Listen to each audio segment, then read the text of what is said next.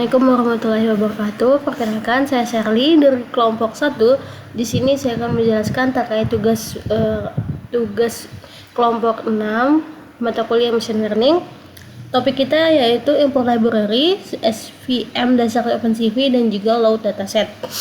Di sini saya akan menjelaskan bagian pertama dari notebook ini, yaitu mulai dari import library, percobaan SVM sederhana menggunakan OpenCV sampai dengan proses loading dataset wajah. Jadi di sini bisa kita lihat itu ada sel pertama ini.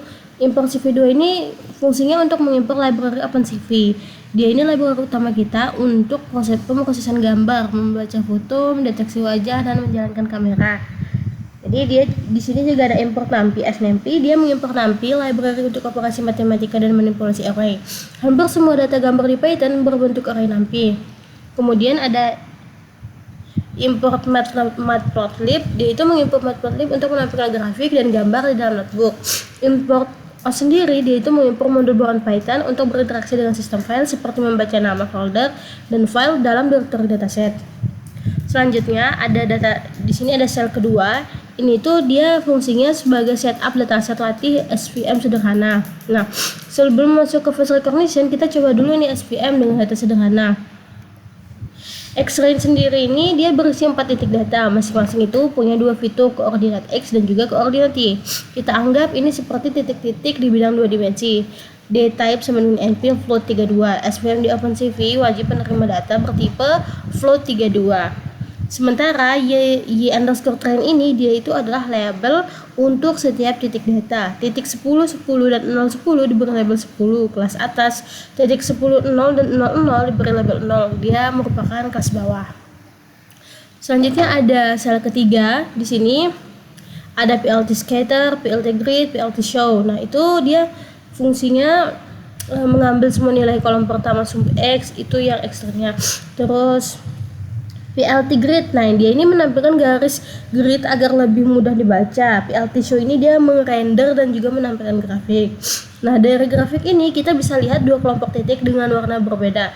Itulah yang nantinya akan dipisahkan oleh SVM. Selanjutnya di sel berikutnya, nah kita itu membuat model SVM OpenCV. CV2 ini baris yang ini, yang CV2ML ini, dia itu fungsinya membuat objek model SVM yang masih kosong.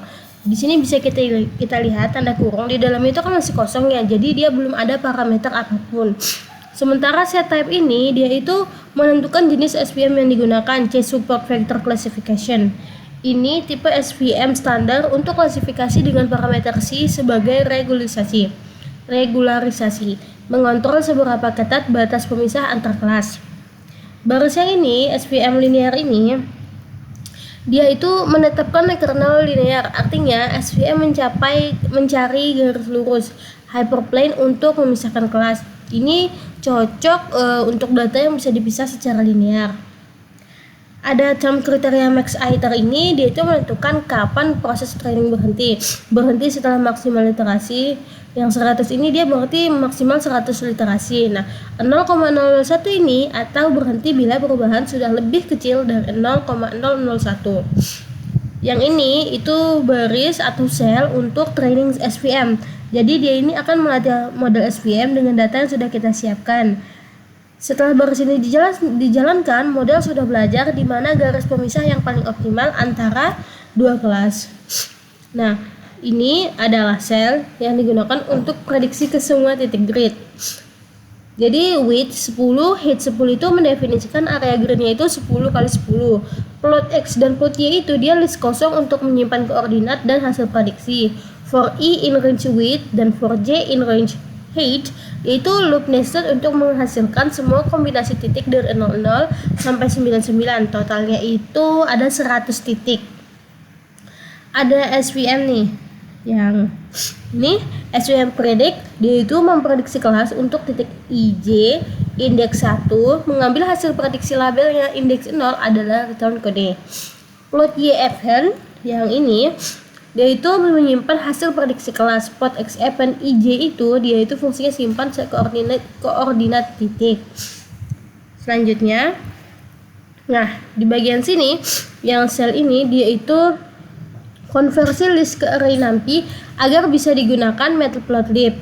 Dtype sama dengan np float 32 yaitu memastikan tipe data float agar bisa divisualisasikan.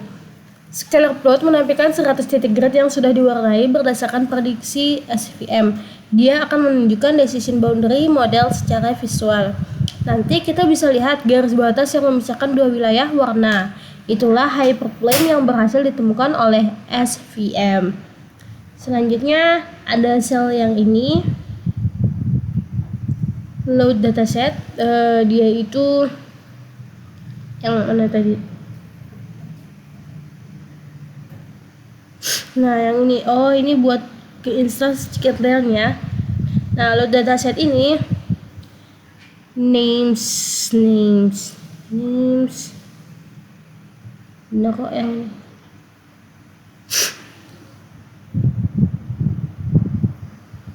Mungkin sekian dari saya, akan dilanjutkan oleh rekan saya.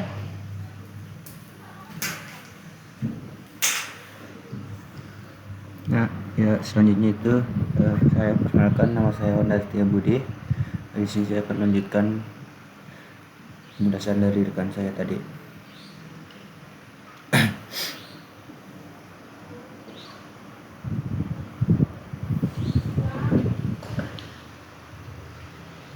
Bentar.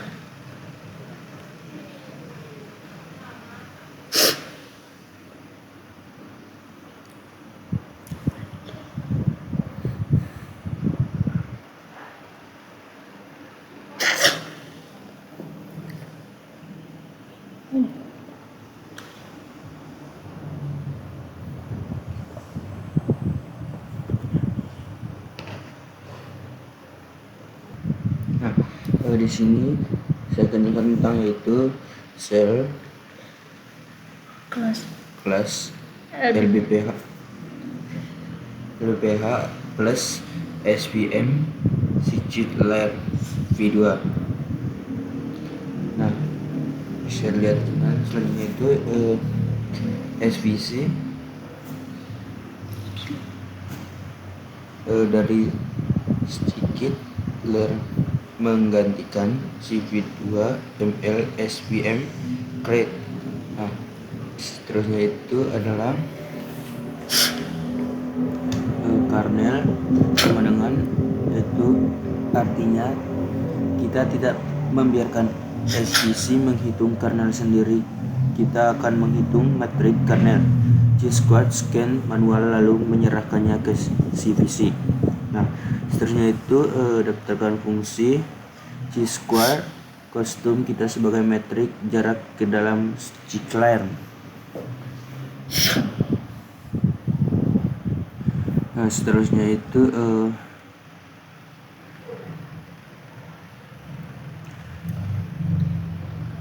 hitungan metrik chi-square antara semua pasangan histogram training, hasilnya metrik n sama dengan jumlah sampel training. Ini disebut gram metrik atau kernel metrik. Nah, latih SVC menggunakan kernel metrik bukan histogram langsung. Inilah yang dimaksud kernel. Seterusnya itu hitungan histogram gambar tes. Nah, bisa dilihat teman-teman, hitung similarity antara histogram test dan seluruh histogram training. Hasilnya metrik M kali N, M jumlahnya tes, N jumlah training. Nah, SVC menggunakan metrik ini untuk prediksi.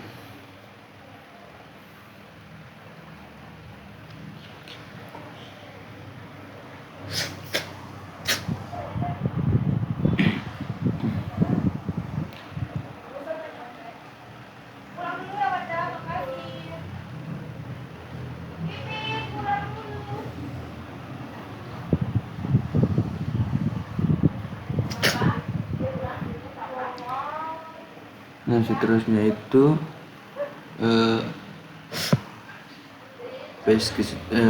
muat hair cassette untuk deteksi wajah.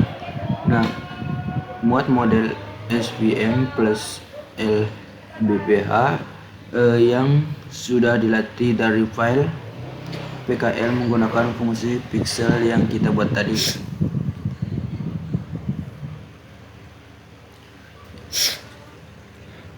Nah, CV2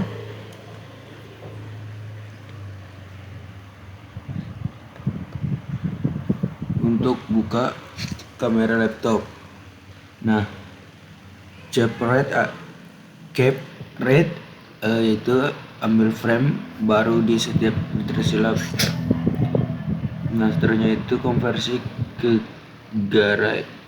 grayscale untuk input harga set direktor wajah butuh grayscale.